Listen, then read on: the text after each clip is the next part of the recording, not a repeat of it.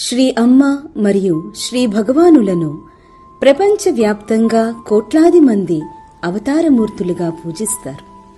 వారు అవ్యక్త పరబ్రహ్మ యొక్క స్త్రీ పురుష స్వరూపాలను ప్రాతినిధ్యం చేస్తూ కారణరహిత ప్రేమ, శాంతి, ఆనందము మరియు అనుబంధం వంటి ఉన్నతమైన చైతన్య స్థితులతో మానవజాతిని మేల్కొలిపేందుకు సృశ్రావ్యమైన సమన్వయంతో పనిచేస్తున్నారు. వారి దివ్య కృప మానవునికి మరియు దైవం మధ్య గల అంతరాన్ని తొలగించి మానవజాతిని వారి వ్యక్తిగత దేవునికి దగ్గర చేస్తూ భగవత్ సాక్షాత్కారానికి మరియు మోక్షం వైపుకు నడిపిస్తుంది. శ్రీ అమ్మ ఆగస్టు 15, 1954న ఆంధ్రప్రదేశ్లోని నెల్లూరు జిల్లాలోని సుందరమైన సంగం గ్రామంలో జన్మించారు. శ్రీ అమ్మ చిన్ననాటి నుండే మానవజాతిని బాధల నుండి విముక్తి చేయాలనే ఏకైక లక్ష్యంతో అతి సాదాసీదా జీవితాన్ని గడిపారు. శ్రీ అమ్మ వారిలోని లోతైన జ్ఞానం, బాలసులభమైన సరళత, అమాయకత్వం వల్ల అందరికీ ప్రీతిపాత్రులయ్యారు.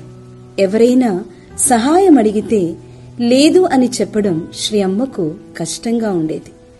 ప్రజలు ప్రార్థనలతో, మనోభిలాషలతో శ్రీ అమ్మని ఆశ్రయించినప్పుడు అనేక అద్భుతాలు జరుగుతుండేవి.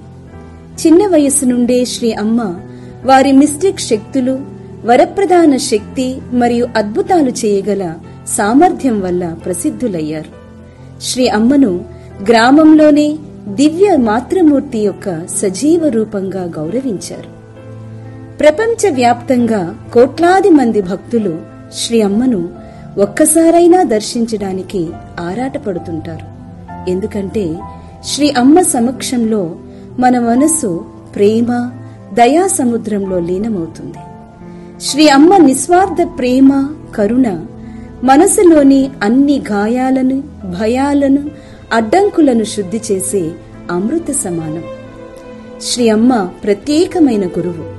జీవితంలోని గొప్ప సత్యాలను సులభంగా అర్థమయ్యే రీతిలో బోధిస్తారు.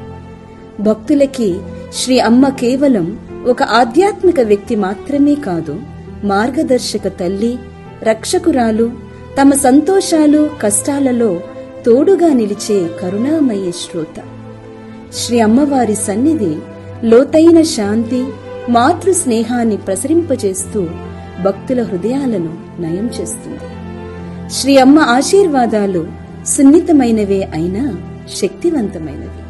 అవి కుటుంబాలలో ఐక్యతను కలిగించి, అష్టైశ్వర్యాలు ప్రసాదించి, భక్తుల చైతన్యాన్ని ఉన్నత స్థాయికి చేర్చి లోతైన శాంతి, ఆనందము, ప్రేమ, అనుబంధ స్థితులను అనుభవింపజేస్తాయి.